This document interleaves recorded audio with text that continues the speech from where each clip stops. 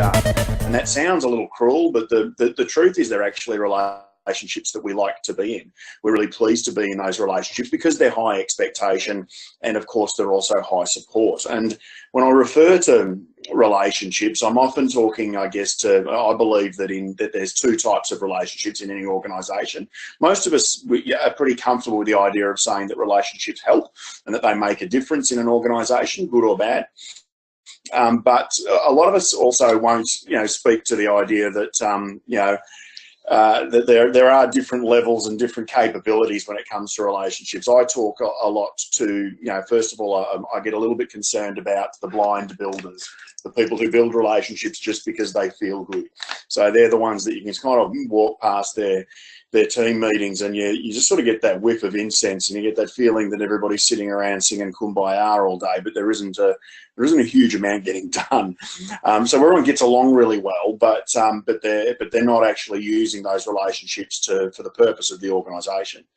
And then I think that what we've got is relationship builders that I call the lever pullers. So they're the ones that build sturdy, high expectation, high support relationships, and they do it explicitly for the purpose of getting more out of us. And to be honest, even if we reflect back on the teachers who we had when we were young, for some of us it's a long way back, then we usually remember fondly the ones who weren't just soft on us and nice to us. We certainly don't remember fondly the ones who were, who really hammered us all the time, but we do remember the ones who were really fierce about pushing us hard along and helping us as much as they could. So they balanced that firm and fair. And I guess you've heard manipulative a couple of times, but you're also going to hear firm and fair a little bit today, because I think that even with the work that I do in schools these days, there's a lot that we can, a lot of information and a lot of data and a lot of evidence out there about what good teachers should be doing. I think we can distill that pretty well down to the concept of being firm and fair, and we don't get too much trouble if we get that right. So the idea of today, I guess, is that, flipping to the next slide there, really getting myself into flow today, aren't I? Is that we want to actually understand when relationships are useful to us, and we want to understand how the best learning relationships are developed. And I would suggest that for most of us, when we think about learning relationships, we go back a reasonable chunk of time and we start to think about teachers who we've had. And I guess the old school teacher, or the old school mode of making learning happen through relationship, might have looked a little like this. And teachers in a lot of circumstances, both in the past and contemporarily, tend to be in a couple of modes. They might be in proactive or in reactive mode.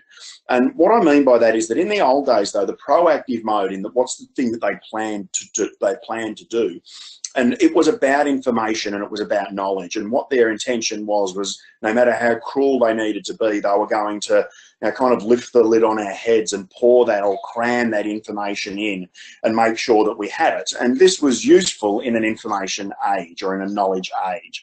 We're not in a knowledge or an information age anymore. We hear a lot about the information age because there's a hell of a lot of information out there. But the truth is, great learning organisations are understanding that it's not about what you know anymore, but it's what you can do with it.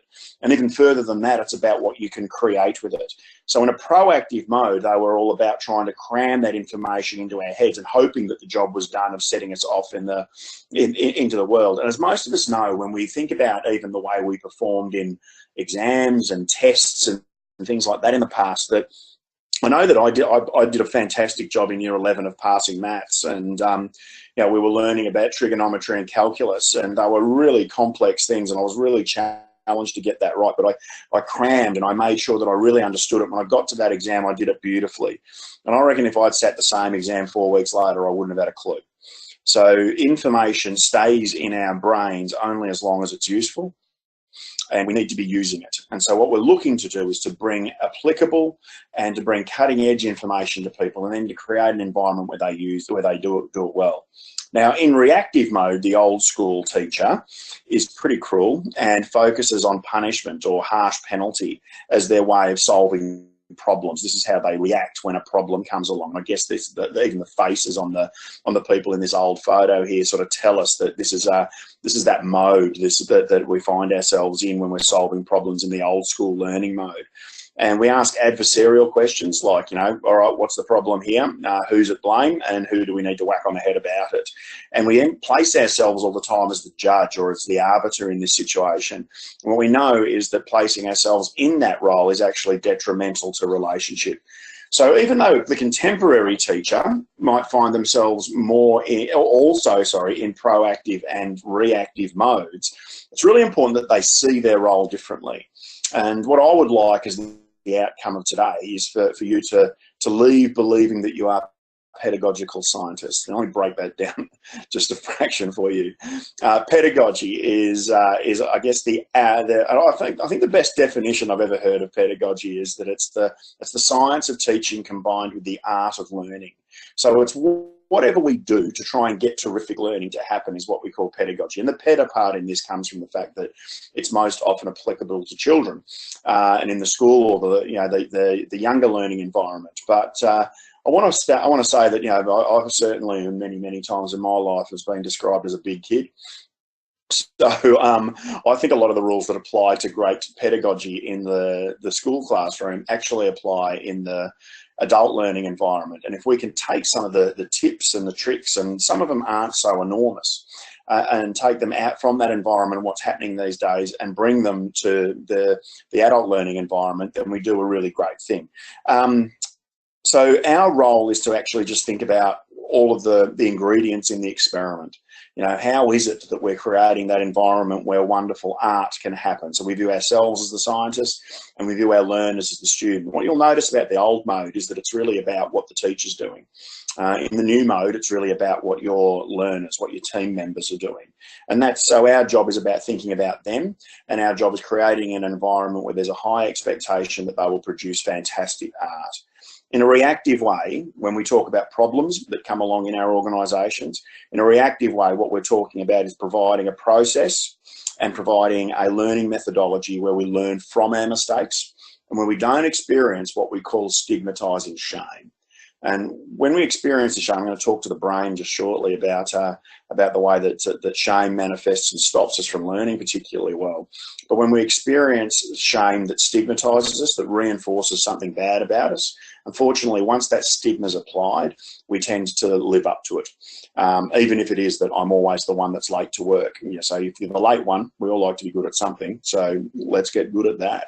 If you're the aggressive one, if you're the one that dominates meetings, if you're the one that cracks it and storms out whenever you get a little bit of criticism, then you become known for that. And once we've agreed on that stigma, that's something that we start to do more and more of. So our job as the scientist is to try and create an environment where we're learning from error.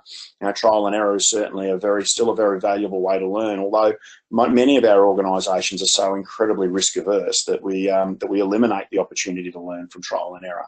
And so we want to do something about that. I don't know about you, but you know, I was told many times as a kid not to touch the stove.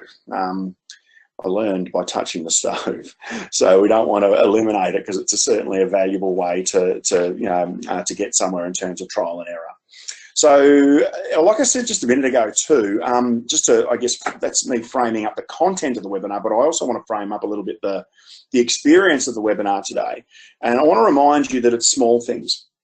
So in the work that I do with schools, I did some research, and I guess doing a little bit of meta-analysis of what great teachers do. There was a fabulous study that I saw that said that looked into, it was actually into the whole idea of quality teaching, and they said, okay, so how can we find out where the best teachers are? So I went and looked at the schools that, despite various levels of disadvantage, were kind of doing well. They were, in the great Australian colloquialisms, punching above their weight. And they said, okay, let's find the top 5% of schools. And then they went into them, and instead of talking to the teachers there, they talked only directly to the students. And they said, right, who are the best 5% of teachers in this school? And they identified who they were. And then they said, what do they do?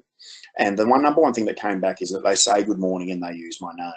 And I think this is a reminder that sometimes we go incredibly formal when we're thinking about creating a learning environment. And the truth is that it's the repeated deployment of small, strong, relational, and indeed manipulative tactics that allow us to create an environment where people will do better art.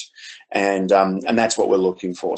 So for me, that's kind of a no-brainer. So whenever I'm working with young people or working in a learning environment now, and I am one of those people that has an incredible disability around names, so it takes great effort for me to say, yep, what I'm going to do is try to remember people's names, and then over a period of time, as I get to know my learners, I'm going to make sure that I say good morning and use my name, just because I know it's something that I can get terrific bang from my buck for. So I guess what I'm looking for today by putting this slide up there is even to remind you that if you're taking notes today, that's great, and you're welcome to. I also want to point out that there's a handout section in the control panel, and I'll talk to that in a moment. You're welcome to just take the slide deck from today. So I would much prefer that today, as a learner in this webinar, that you weren't writing down the content that you can see on the screen, but I would much prefer that you're writing down a series of small decisions that you're going to deploy immediately, such as saying good morning and using somebody's name to make sure that you get them into that high expectation and high support relationship. I am going to try and fly today as well, people, so I'm going to cover as much as I can around this whole concept of building fantastic learning orientated relationships. So forgive me as I go, sort of if I talk a little quickly today. I'm going to try and make sure that I get through the content and respect your time, but I will give you the opportunity at the end of today to find out how you can, perhaps reach out, and we could do more work on this with your organisation if that's something that you would like to do.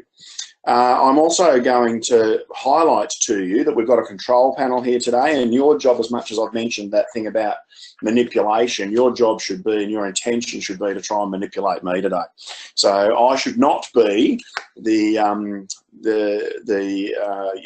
ravishing looking woman in this photo. I should be the unfortunate fella in the jar. You should be manipulating me. You should be deciding what I do today. And to that effect, what I want you to understand is we do have a learning environment set up here today where you can interact. And so what I want you to understand is that you can put your hand up. You can probably see a hand up opportunity on the screen there. If you put your hand up, what I'm going to do is just like a regular classroom, is I'm going to notice that, I'm going to unmute you, and I'm going to give you the opportunity to speak directly so that we can hopefully answer a question that is relevant to you. So if you've got something like, well, that all sounds fantastic, but what about Bob? Then we can certainly have that conversation today. And the other thing that you can do to interact is to use the question box. So if you head into that question box, if you prefer not to have your voice used, but rather have your words, then you can head to that question box and you can ask any question you like about today. I'm going to try and keep an eye on it and pause for it. I'll also get a great reminder from our wonderful business manager, Chris, who's also online with us today. G'day, Chris. And Chris, if you're having any tech issues or any issues with trying to access the webinar today, you are also more than welcome to whack it in the question box. And Chris is there to help you with that. She's also there to alert me when I've forgotten to look at the question box. She's pretty wonderful. Okay, so make sure that you're the one manipulating me today. Now, to get somewhere in terms of relationships, we have to think about the muscle that we actually build relationships with and that we learn with, and that is the brain. So what I want to do today is to take a quick lap around the brain a little bit, just to make sure that you've got an understanding of the way that emotion, particularly as it applies to relationships, affects the way that we learn. There's an enormous amount lately of looking at the brain when it comes to research, and I guess a lot of people who've had a look at Carol Dweck's work around growth mindset will know that we're often referring to left brain versus right brain as we're thinking about the way that people interact. I actually am a little cautious about that. Of course, there's that tendency for us to be either big picture or detail oriented, or creative or analytical. But the truth is, we all have fantastic capacity for both. And I would like us to just be a little wiser about understanding that we're not, because I think it's limiting to think that we're only a left brain kind of person or a right brain kind of person. So the view of the brain that I would like us to take is to kind of look through your ear hole, if we may, and that is at the side of your brain. When we see that, what we start to discover is that there are four key parts of the brain in play, and number one is the cerebellum. Now, the cerebellum, and it's a kind of an interesting part without being incredibly critical to what we're talking about today. The cerebellum, I think, is best described as the computer that controls the machine. Now, it allows me to look at my right hand and think close, and it does, which is fantastic, but it's exhausting to use your cerebellum because our machine is so complicated. You're using it right now. You're thinking about whether, how comfortable you are in your seat, and the message is going from the backside to the brain, and the brain says, yeah, I know, that's fine. Just a time to stretch the legs a little bit or to move, slightly to the right, and you'll be fine. And so there's a lot of work that's going on, whether it's, about big movements, whether it's about fine motor movements. A lot of work happens in keeping that machine functional for us throughout the day, such to the point that it's so exhausting that we need a rest. So cerebellum is kind of one of the reasons that we need sleep. And it needs to clock off for a while. So cerebellum says, I need a break. And what it does is it outsources the automatic functioning of our bodies to the stem of our brain. This is why you hear so much about stem cell research, because these stems are just extraordinary. And these cells are amazing. And the main reason they're amazing is because they keep the machine functioning even when we're unconscious, even when our brain's taking a nap. We can still breathe. We can still, our hearts continue to continue to beat. And in this situation today, you're in a learning environment where you're trying to concentrate, but your eyes will continue to blink.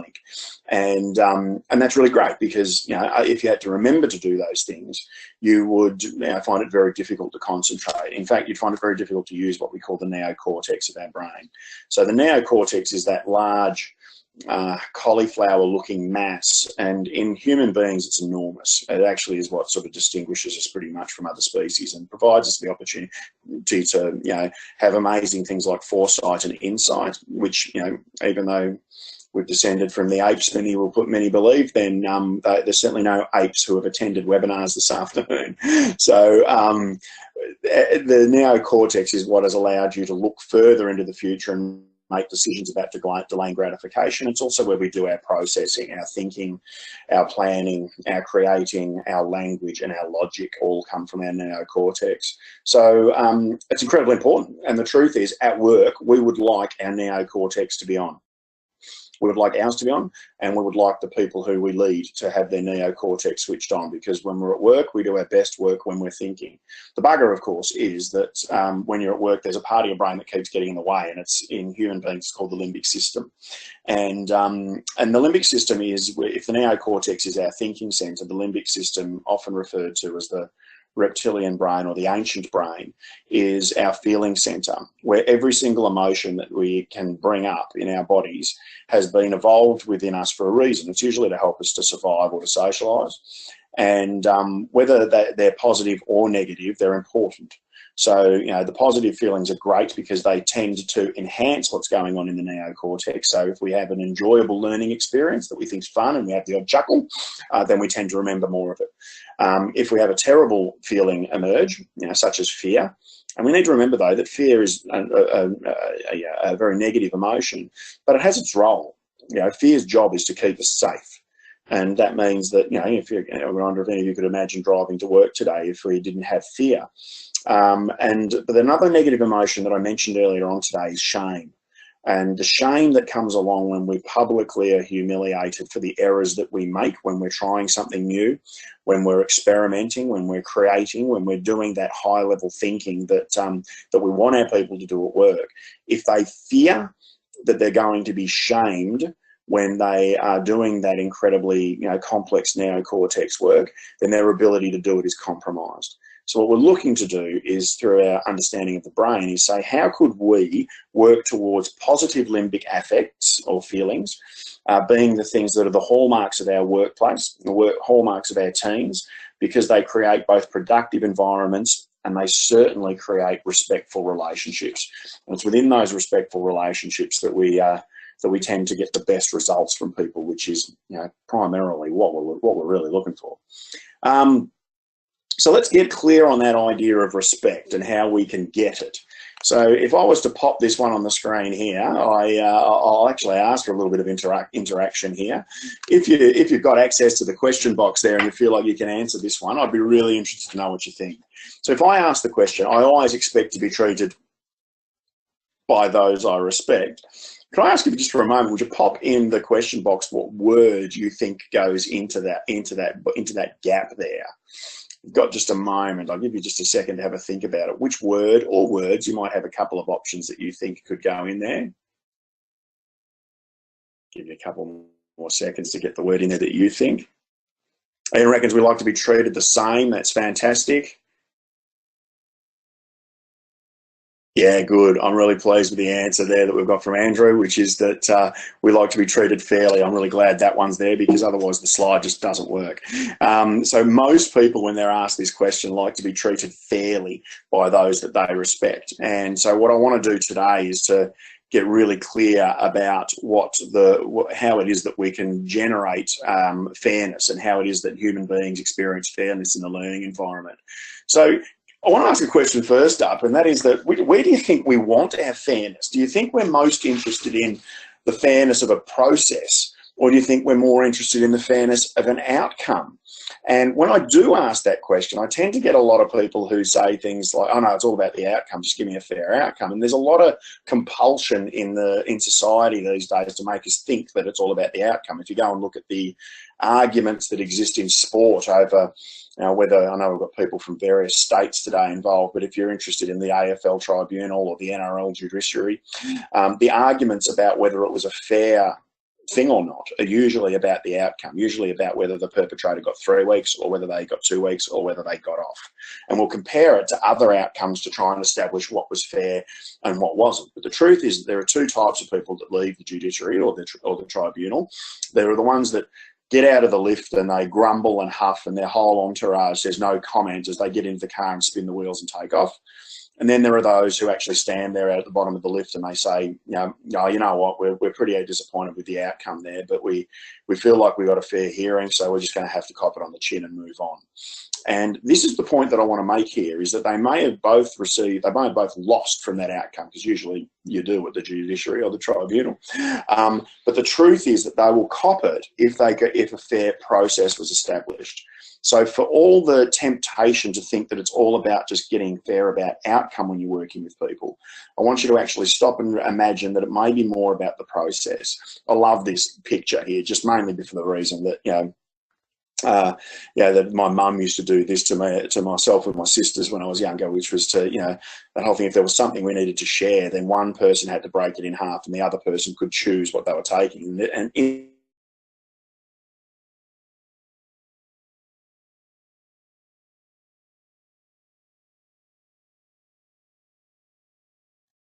I could get her to cut it and I'll take the big bit, and she would surgically make sure that both pieces were the same size. It was the fairness of the process that meant that we couldn't cheat and become aggrieved about outcome. This is actually something that the Harvard Business Review looked into, and they said that the central idea behind a fair process is that individuals are more likely to trust and cooperate freely with a system, whether they win or lose by that system, if a fair process is observed.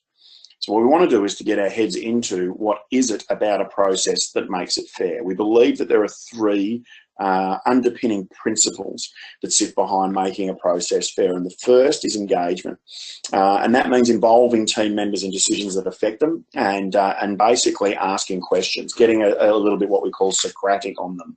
And can I say here that one of those little questioning techniques that can help you a great deal, and that is that when we do ask a question, when we do ask somebody, say, what happened here? Instead of leaping into this assumption, say, well, I can see what the problem is here, I'll tell you all where you went wrong and you need to fix it up. If we just ask the question, so what's gone wrong here? One of the things that we often do is we get really ready very quickly to describe exactly what it is from our point of view, and we don't actually pause. We don't, if I may be so bold, shut up.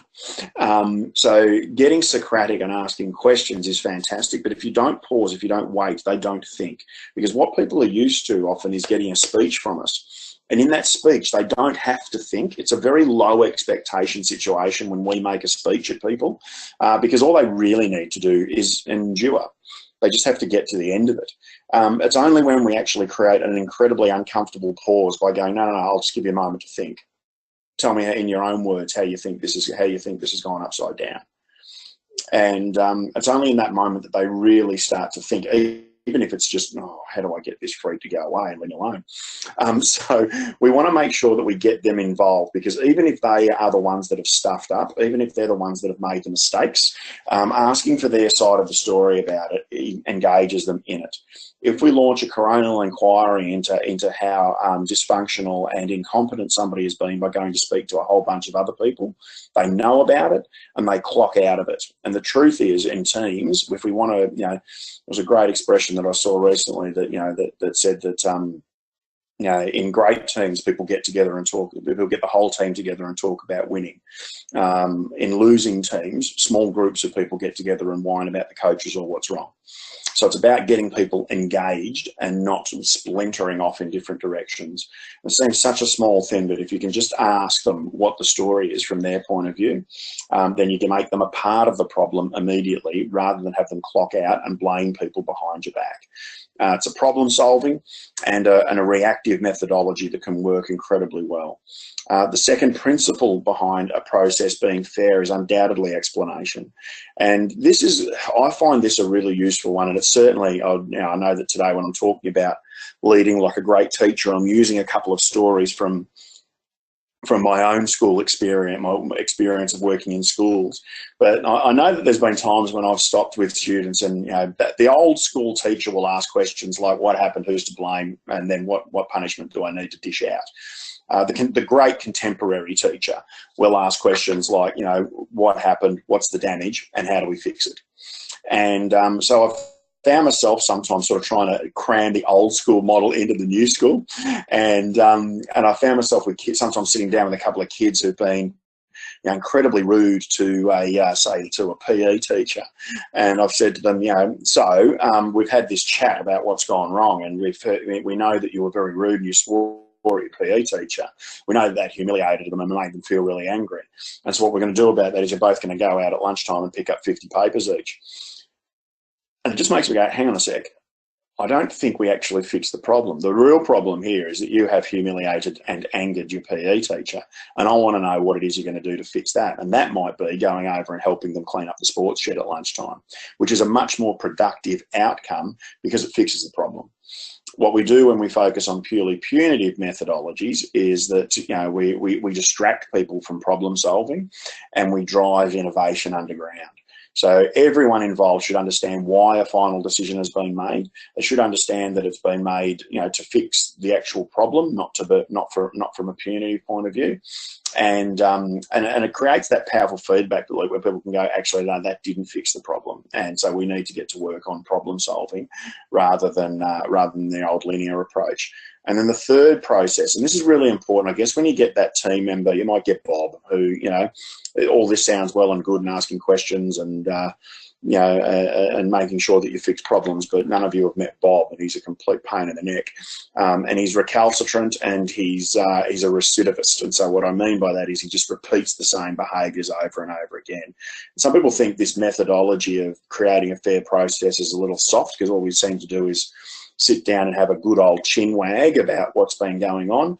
But the truth is, in a fair process, that for people who are doing the wrong thing and doing it repeatedly, let's say showing up late for work or using their phone in meetings or not meeting deadlines, is we need to make it very clear what that new standard is.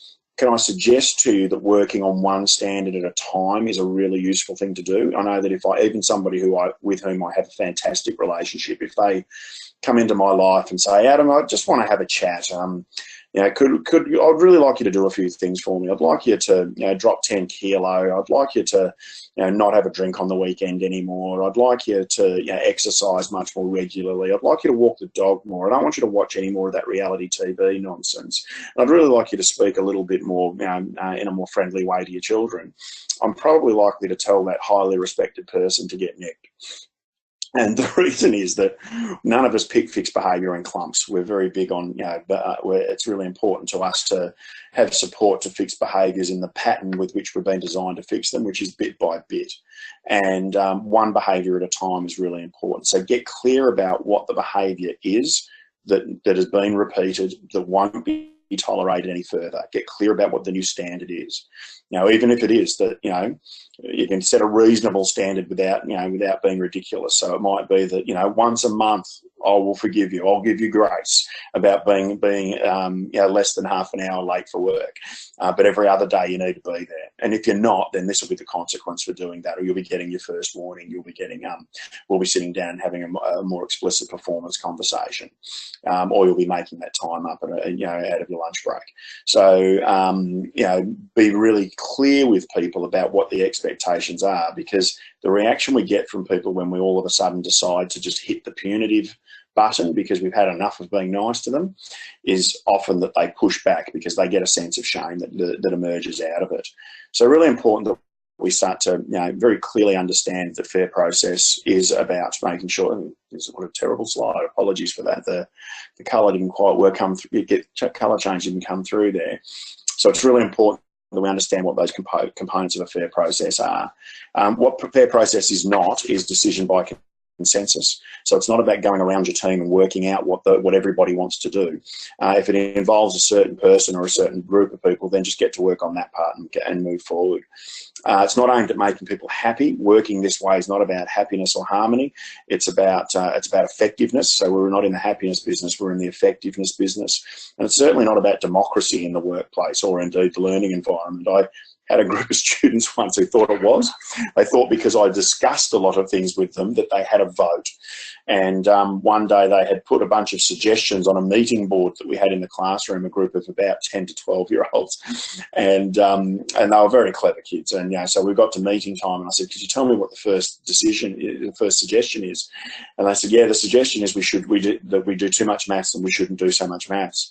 I said, thank you very much for your suggestion. I really appreciate it. We're doing exactly the same amount of maths, because fair process is not about leaders forfeiting their prerogative and their right to make very, very strong decisions. But what it is about saying is that we will stand on a limited number of platforms, and then under that, everything else is negotiable. We'll work on everything, but there's a small amount of things that are just absolutely unacceptable in our teams, and that's what we do this is how we work on them. Apologies for these slides not quite being the right colour, guys. It worked when I did the demo, but anyway, that's always the way when you get into the real thing. What fair process achieves is first a little bit of trust and commitment with the way that you're going to work. So if people that you're working with know that you're going to ask them a question about what happened, that you're going to ask them a question about what's the damage or the impact of that decision in their team or the behaviour that they've chosen, and that you're going to actually involve them in fixing it, they eventually go, yeah, all right, come on, let's talk about it. So it's not that they, when you deploy a fair process, that over time, the first time you do it, rather than just, punishing someone and ripping them out of a team or out of a project. It's not like the first time you do this, that what they do is they say, you know what, this is a fantastic methodology for problem solving and for learning. I'd really like to use this in my future career. They don't jump that quickly, but what they do is first of all say, all right, fine, I'll do it. The next thing they do is after they get that trust and commitment happening, is you get a little bit of voluntary cooperation, which means that they kind of are expecting it of you. They start to show up to your office and go, hey, out of the blue, can we have one of those conversations where we try and solve a problem? The next thing they do is that it starts to drive performance, so they start to do it themselves. And I had a fantastic story of a young bloke who I was working with who had Tourette syndrome in a school. And he was hard work, low impulse control. When you're talking about Tourette syndrome, he swears before he even thinks it. And so because he was in trouble with me a lot as the assistant principal of the school, every time he saw me walk into the classroom, he bolted, because right up that top dot point there's no trust and commitment. So this is no good to me. So eventually what it looked like when I got some trust and commitment was a little bit of, fine, I'll answer your effing questions. And so we sit down and start to talk about the problem that had happened, and the fact that he'd sworn at a teacher on yard duty because he climbed a tree. And that little bit of trust and commitment built into voluntary cooperation, where he stopped bolting when he saw me come into the classroom. He'd walk up, say to his teacher, had a bit of a problem at lunchtime, I have to talk to Mr. Voigt. And the next thing that it became was that performance thing, where he started to say, hey, you forgot one of your questions. And I went, oh, no. And I had to go and fix it up. And the next thing was him going beyond the call of duty, which meant that what he would do, I would come and see him after he'd done something wrong at lunchtime, and he would say, I know, I swore at Mrs. Jones. But, what I did was, when she finished yard duty, I went up to her classroom and I helped her out, and I gave her a cuddle and I said sorry, and I cleaned up her desk, and I think we're sweet. And what's happening in that is you're getting a young person through the deployment of a consistent problem-solving methodology who is learning how to creatively solve problems. They're learning the value of behaving and working ethically, and they're learning how to be a team member where they value strong relationships. And this is a really important thing, I guess, for even young people coming into your teams, is that the Facebook generation has led many of them to think that all you need to do in a relationship that you don't like is unfriended. And that's not what really great team players do, is they work through the difficulties in relationships and they work through the challenges to make sure as a team we continue to learn and we continue to do more. When it comes to reflecting on your performance, I think that it's really important to have a model. I value models really highly, mainly just because, I guess, if you shaved or put on makeup today before you went to work, you didn't do it in front of the wall, you did it in front of a mirror. Because if you're going to reflect, you reflect on something. And so for me, I always think about balancing that firmness that I mentioned before with the fairness. And this is a terrific model for being able to do that. So the first thing I always think about is, if I get all firm, if I get super strict, if I get really tough on my people and get into punitive or authoritarian mode, that's when that stigmatizing shame, and people get frightened to do anything, so they do less in that mode. It's not to say I don't get there occasionally, and it's usually an error in the way that I'm leading, but sometimes people force you there. Sometimes people won't work collaboratively and cooperatively with you, and you need to put those harsh penalties in place to get them to step up, or to or to ship out, to be honest. So I always characterize that as I start to do things to two people regularly when I'm leading that way. If I'm low in both, then I tend to be, I say that I'm not doing very much at all. So I'm pretty neglectful about the way that I work, and I've sort of gotten lazy and clocked off a fair bit. And look, we look at this box, and anytime you're looking at a quadrant model, you tend to look at the bottom left and go, oh, this is the terrible box. This is not the box that you would like to be in. We look on it with a fair bit of disdain and scorn. But the truth is, we all go there sometimes. Just the occasional long lunch where we don't head back, on time is a great way to, just inflate the tyres. So I tend to call the not box, leadership Fiji, that you can go there for a short holiday, but you cannot allowed to live there. When I go over here and get all fair, and I provide a huge amount of supportive mechanism for my people, but I'm not matching that with a high level of expectation, this is where I say that I'm doing things for people all the time. Very easy, very undemanding, very soft environment for people to be in. And for a short period of time, it feels fantastic to be in that environment. It doesn't feel fantastic for you, though. And the truth is, because there's a little mantra that runs along with anybody who's the four kind of leader in an organisation, and that is that if you want something done right, you've got to do it yourself. And that leads very directly in a very short line to burnout, and it leads to underperforming people, because the expectations just aren't high enough. And so what we're looking to establish is this really strong balance. And I actually had a colleague recently saying, Adam, you need to stop telling people that it's a balance between firm and fair. And I said, why is that? And she said, because you're giving the impression it's 50-50, and it's not. And I went, okay, it's not. And she said, no, it's not. She said, this is 100-100, and she's right. What we're talking about here is never compromising our high expectations, and never reducing the support that we provide people. And when we do that, we create, and we still have a high level of authority as leaders, but we do it in a respectful kind of way. And it means that we are very relational in the way that we work. I'd suggest that we are those relationship builders that I spoke to earlier, that are lever pullers. And so the questions we want to ask is that when it comes to firmness, pressure limits and expectations, when it comes to fairness, which is the support and encouragement and the nurturing we do to get people on board, it's about asking ourselves, which domain do you practice in? Which domain do you lead in? Now, I'm good. I can get into the with box, and I'm pretty handy at being able to stay there. But I fall out. I fall out from time to time, and I know where my defaults are. And so when I think about what might be my code, I would say that, if I give myself 20 points for my code using this, is that I would say that I would put my points such. I would say that I would put 11 points in the with box, more than half the time I can get there. I put 5 in the to box, because I tend to get a bit, if I stuff it up, if I get busy, if I get impatient, then I tend to get a bit grumpy with people, a bit short, and I start to sort of tell people off a little bit. I put 3 in the 4 box, because I say that, I can be a sucker for, oh, look, I've just had a lot on my plate lately and I just haven't been able to get this done in time. And I go, oh, fine, give it to me. Whereas what I should be doing at this point is asking the question, which is the one component of this that you require the most help with? So instead of just completely removing the expectation, I've just put a small amount of support in, but maintained a really high level of expectation. And I put one in the not box because, you know what, every now and then I like to be able to have have a second coffee at lunchtime and a good chinwag with someone about how their kids' footy team's going. And I reckon it's great for pumping up their tyres and being able to get back. I just can't spend a long period of time there.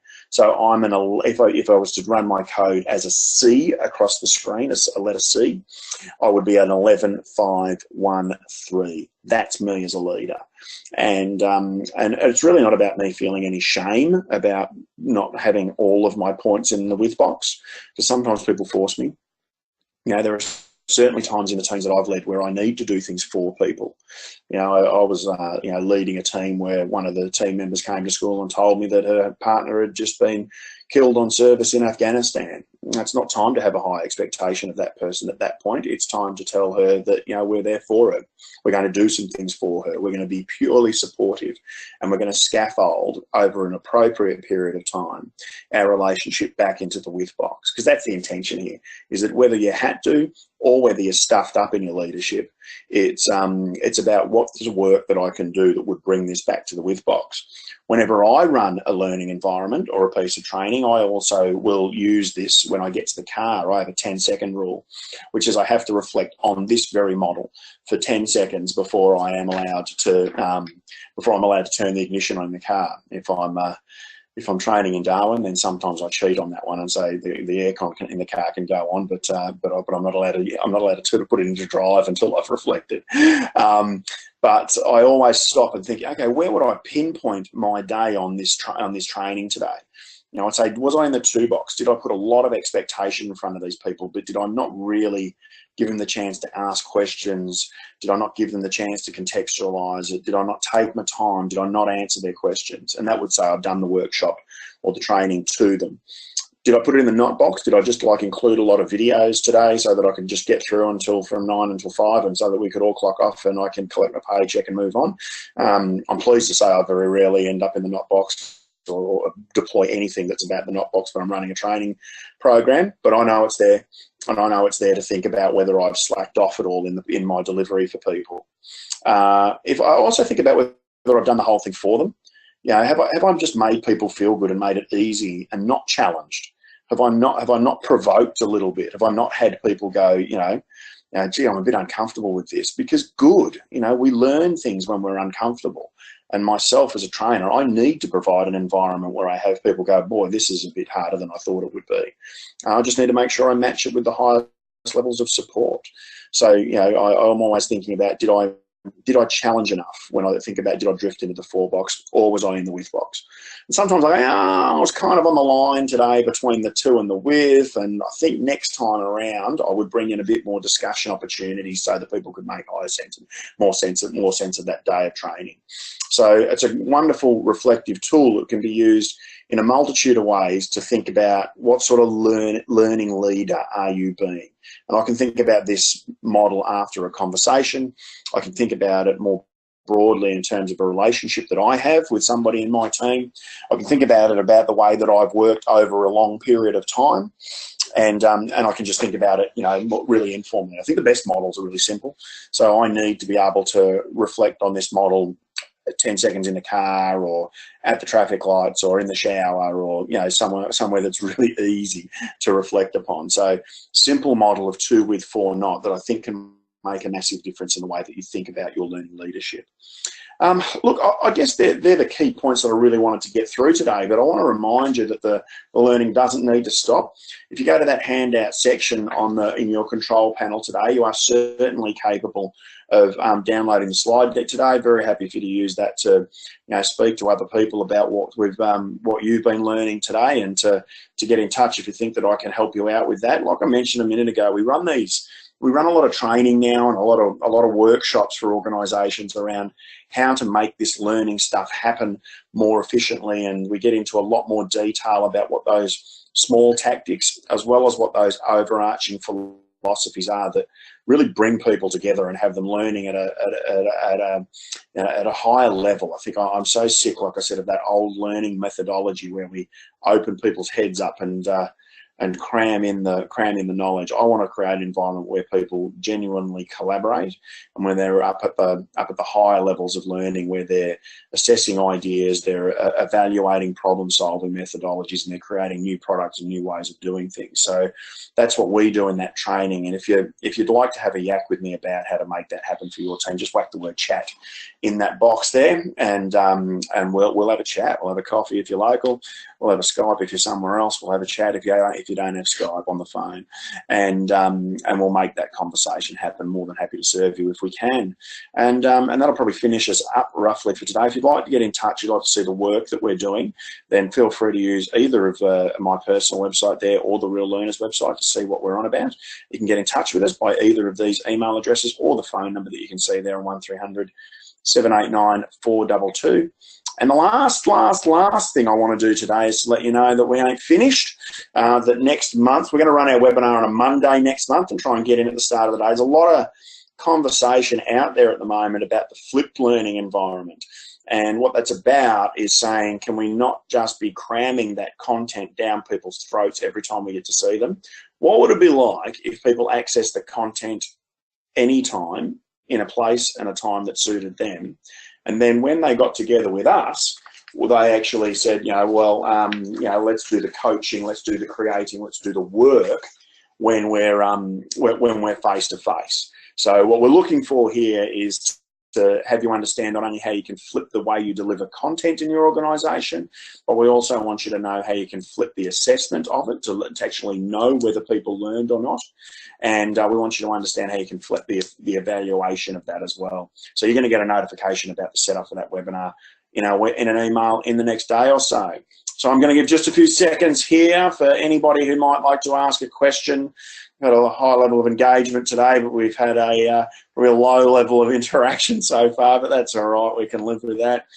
Any questions that you might have, I'll give you a few more seconds before we just close off on the webinar today. All right, I'm going to give you a break. Well done. If you do have any questions, feel free to use those. Feel free to, of course, send through an email to me directly on those email addresses from the previous slide. I'll look forward to speaking to you all again in May. Have a fantastic week, and good luck setting up those learning relationships in your team.